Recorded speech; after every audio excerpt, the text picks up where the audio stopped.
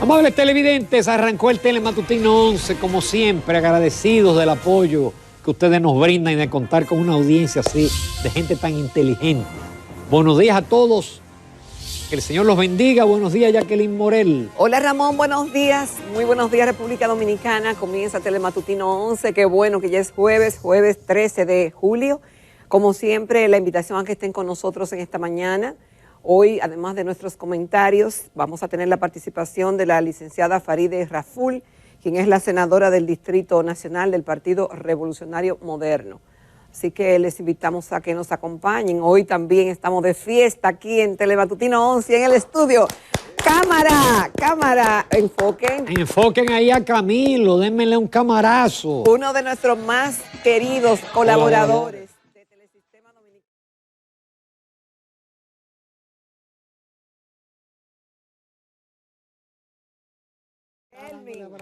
Así que muchas felicidades, Camilo. Camilo, mira, yo te quiero decir que te estimo.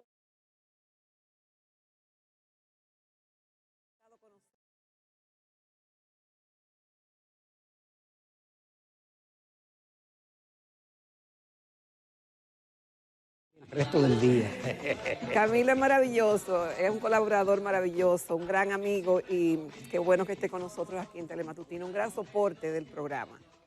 Después de la pandemia, en la pandemia, mira, ha sido excelente. Yo me jacto en decir que este equipo ha sido, en todos los años que yo tengo aquí, que son muchísimos, ¿no? Desde el año 89, ha sido el mejor equipo que hemos tenido, con el que más hemos tenido comunicación. Bueno, señores, hay algunas noticias que vamos a comentar y que vamos a comprimir. El tema de Haití, la ONU está de acuerdo, la ONU no, es decir, el secretario general de la ONU ha insistido en la necesidad de una fuerza multilateral. Vimos que se reunió el Consejo de Seguridad la semana pasada, que habló muy bien nuestro canciller Roberto Álvarez, que Antonio Guterres, el secretario general, insistió en la fuerza multilateral, pero ningún país levanta la mano y dice, yo estoy dispuesto a encabezarla.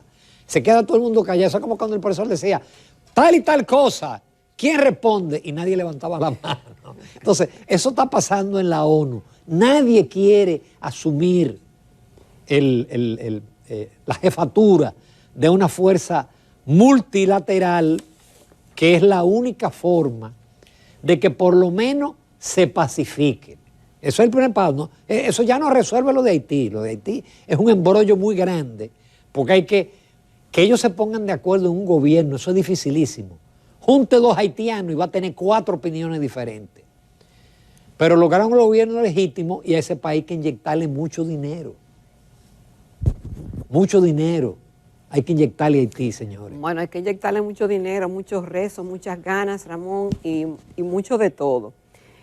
A mí me apena muchísimo la situación de Haití. Dice la representante especial de la ONU para Haití, María Isabel Salvador, que hace ya un año que el propio Haití pidió a las Naciones Unidas una intervención, una ayuda, y la crisis se ha ido agudizando. La situación es más que precaria, y todo el mundo reconoce de que es así, y que qué pena, y que debe tener mejor destino, mejor suerte, pero hasta ahora, Ramón, a pesar de que se ha llegado al Consejo de Seguridad, que en definitiva es que tiene la última palabra, en acción no ha habido acción. Ha habido más bien como una expresión de voluntad. Se han anunciado 3 cheles de fondo de $13 millones, 31 millones de dólares para ayudar a la policía de Canadá, desde Canadá, pero no sabemos cuándo que se va a materializar eso, y además eso no va sería quizá un inicio, pero no va a servir de nada, se requiere mucho más que eso. Se habla de la posibilidad de la presencia otra vez de los cascos azules en Haití, y entonces ahí de una vez le sacan que por ello el cólera, que por ello muchísimas cosas. Entonces, ¿qué te digo? Violaciones a los derechos humanos, y algunas diabluras que se cometieron, pero la situación es peligrosa. Esa tropa inevitablemente no es a repartir flores. Esa tropa no va a tener que, junto a la policía, enfrentar a los bandoleros. Porque esos bandoleros o se trancan como hizo Bukele con las bandas o se matan. Lo ideal es que los maten. Dios me perdone, ay, yo católico hablando de matar, pero son unos bandidos, son unos asesinos, Pero es que son unos muchos, ladrones. es que son muchos. Sí. Es que No, son pero lo extraordinario de ese país es que ricos financian las bandas. Bueno, hay uno que es empresario aquí, que tiene inversiones aquí, y que eran 40 que en Canadá y Estados Unidos lo sancionaron, pero ese aquí, aquí fue 39 y dejaron a esa fuera. ¿Usted se imagina qué país es ese? Que un empresario paga las bandas. Porque se supone que un empresario debe tratar de que haya paz en su país, pero ese país tiene tan mala suerte que no tiene una clase empresarial que le interese el país. Y en la propia ONU y en el propio Consejo de Seguridad tampoco tiene suerte Haití. Porque se sabe que ese es el máximo organismo que puede decidir. Sin embargo, tanto Rusia como China, dos potentosos, ¿verdad?, quien tienen poder de veto en ese Consejo de Seguridad, se han mostrado reacios a la idea de enviar una fuerza para apoyar a las autoridades haitianas. Que esa es otra. Si eso se somete a votación y China o Rusia dicen que no, ellos y los Estados Unidos tienen poder de veto. Aunque hay una mayoría, claro, pero Rusia y China. Esto es un tema geopolítico. A China y a Rusia le conviene que en el patio de atrás de los Estados Unidos haya ese problema. Claro, a ellos les conviene. Geopolíticamente le conviene porque eso tarde o temprano va a explotar. No hay que distraer atención del gobierno de que tenga que dedicarle tiempo, esfuerzo, estrategia a esa situación, mientras esos países pueden ir avanzando en sus planes, cualquiera que tengan. Lógico, y sabemos cuáles son. Porque China y Rusia están unidos. China por lo bajo y Rusia sabemos que está enfrentando, porque no es Ucrania la que está peleando contra Rusia, es Occidente, es Estados Unidos y Europa y la Unión Europea los que están luchando contra Rusia. Pero en fin, esto uno por más vuelta que uno le da, uno no le ve una salida. Entre tanto, la salida es que los haitianos sigan entrando. Usted ve hoy, la prensa le dice que deportaron 5.700, pero ¿cuánto entraron? ¿Cuánto están entrando? ¿Hasta dónde vamos a aguantar? Cuando ya estamos hablando de que los partos son 34%. ¿Cuánto significa para la salud pública los haitianos? Eso sí es sostenible, ¿verdad? Eso sí es sostenible. Lo que no es sostenible son los medicamentos de alto costo. Pero ¿cuánto nos cuesta en educación? ¿Cuánto nos cuesta en el sector laboral ellos desplazando a los dominicanos?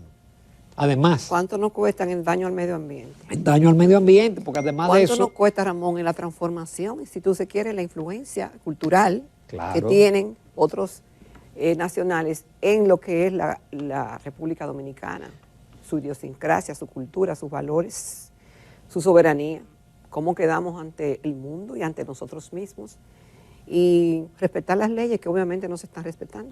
Cuando en un país tú tienes una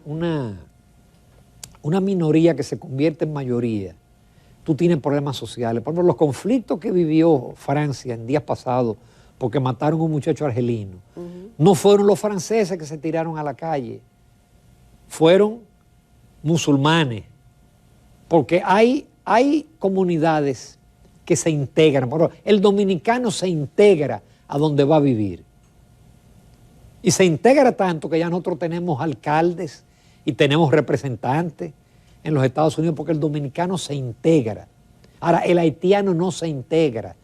El haitiano sigue siendo haitiano con sus costumbres, con su idioma, con su idiosincrasia, que es totalmente diferente a la nuestra. Es una etnia diferente y no es un tema de racismo. Es un tema de sencillamente que somos diferentes y tarde o temprano eso va a provocar una explosión social. Bueno, yo me conformo con que aquí se aplique la ley y a los haitianos que están en el país, ya sea por trabajo o ya sea que tengan su documentación legal, se les respeten sus derechos. También en las deportaciones, las repatriaciones, que se les respeten sus derechos humanos y fundamentales. Y que sí se aplique la ley de no permitir más ilegales. No, y tú tienes una cuota. Se sabe ya que hay sectores que sin la mano de obra haitiana, lamentablemente, porque no es que el dominicano no quiere trabajar. Te dicen en la construcción, los dominicanos no quieren trabajar en construcción. Lógico, porque se ha deprimido el salario en ese sector y es mejor tú tener haitianos en la construcción que tú no tienes que inscribirlo en la seguridad social. Pero ellos exigen también. Pero como quiera, y no tienes que liquidarlo, y no tienes... Tú tienes una Ahora, serie... Ramón, ese argumento a mí no me gusta. Porque, ¿y entonces?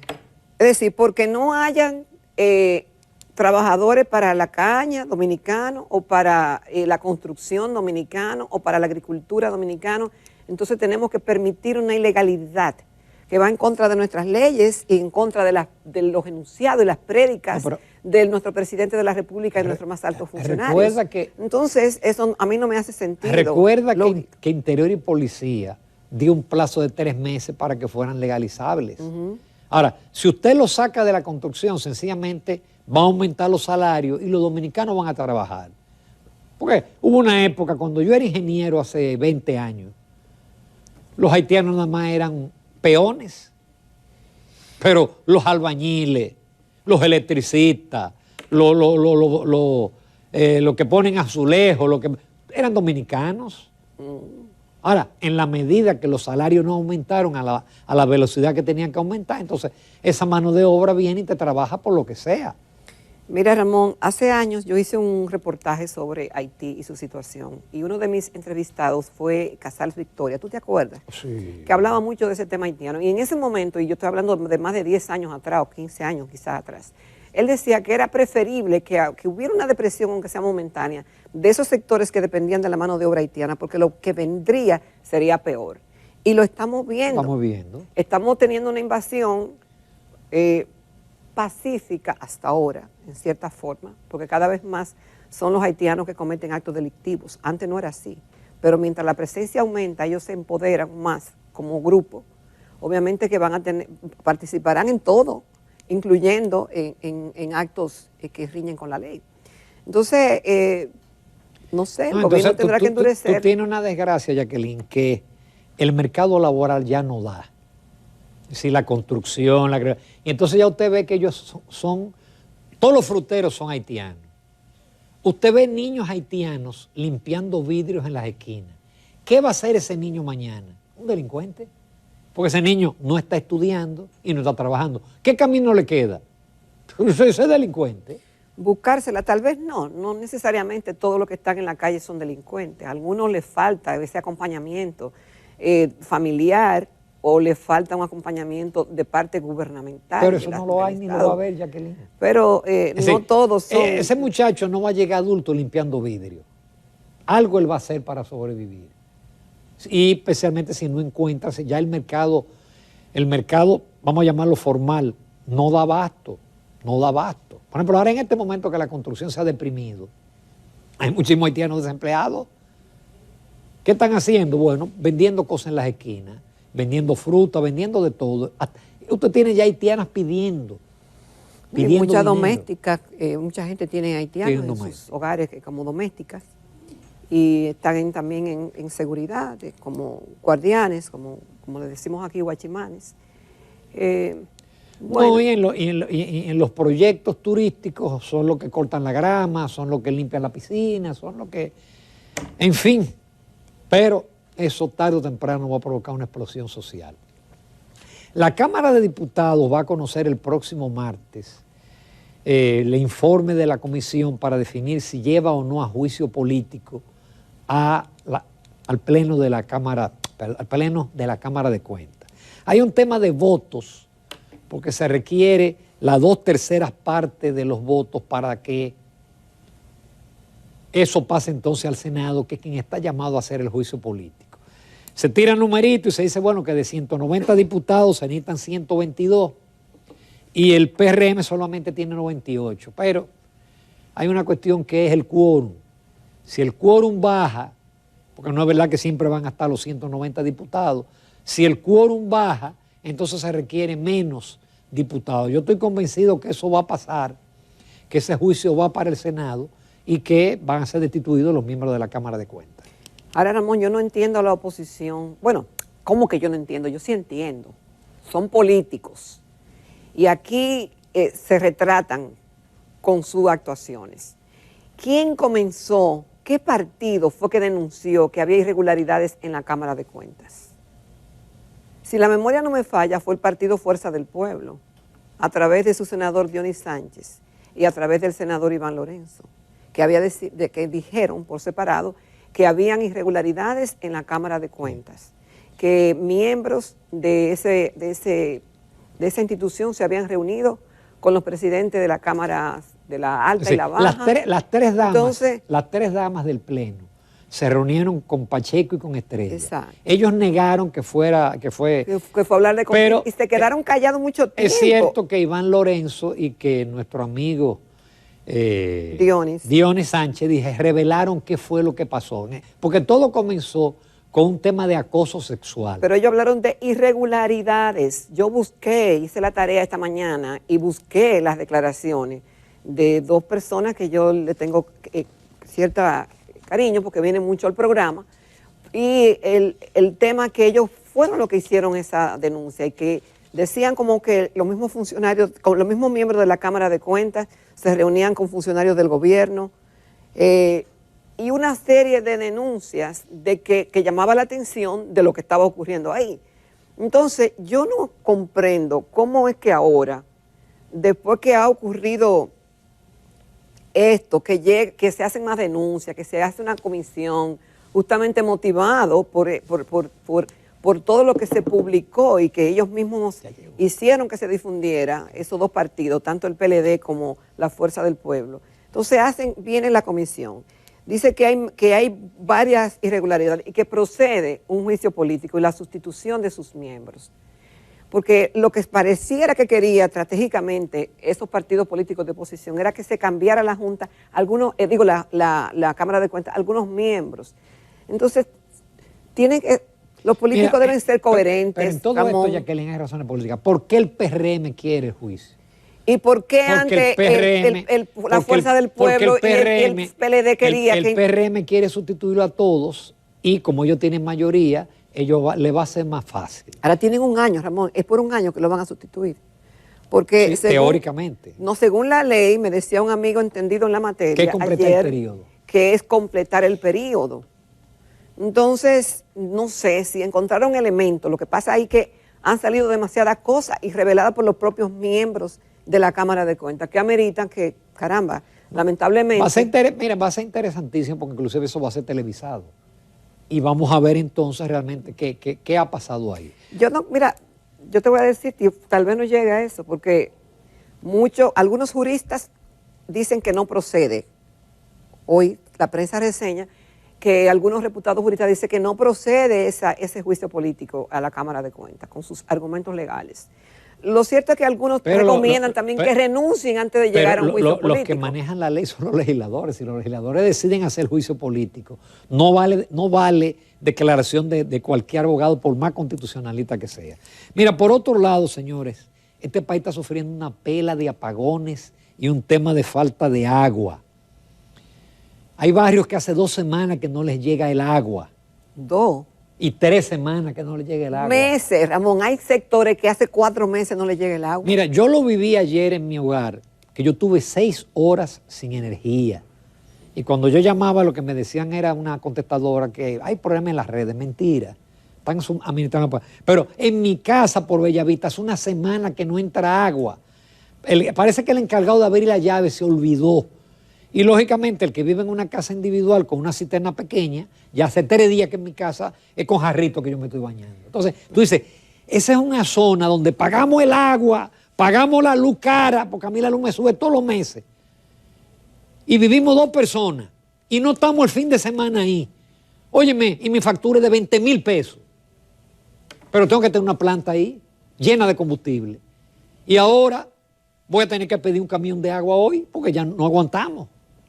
No aguantamos. Y si eso es Bellavista, Ramón, imagínate tú los 3 Brazos, Sabana Perdida y otros barrios carenciados que no tienen, que tú lo puedes decir por la televisión, pero que ellos tienen que valerse de hacer marcha. No tienen que hacer protestas. Tienen que hacer protestas para reclamar que el agua les llegue. Porque hay sectores que tienen es verdad que hay sequía. 4 meses. Pero óyeme, en gobiernos anteriores, cuando había sequía, la CAS enviaba camiones de agua.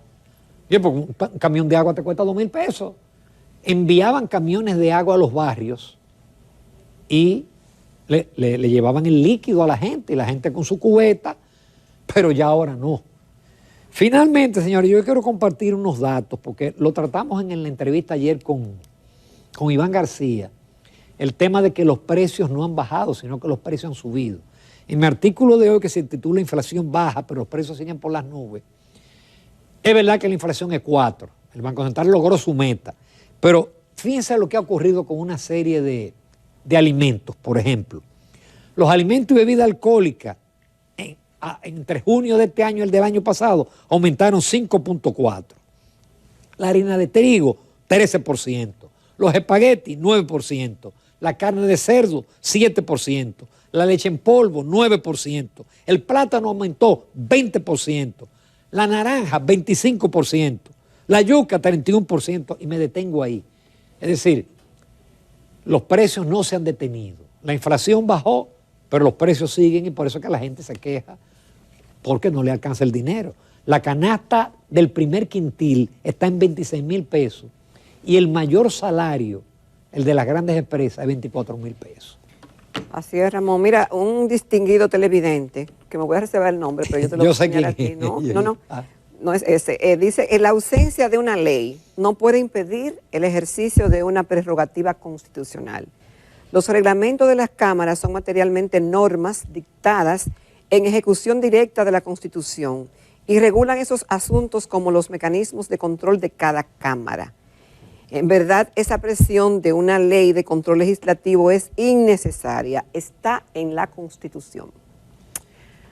Así que ya lo saben, interpreten ahí. No, que sencillamente ellos pueden hacer juicio político. Señores, no se pierdan la entrevista con Farideh Raful, senadora por el Distrito Nacional por el Partido Revolucionario Moderno y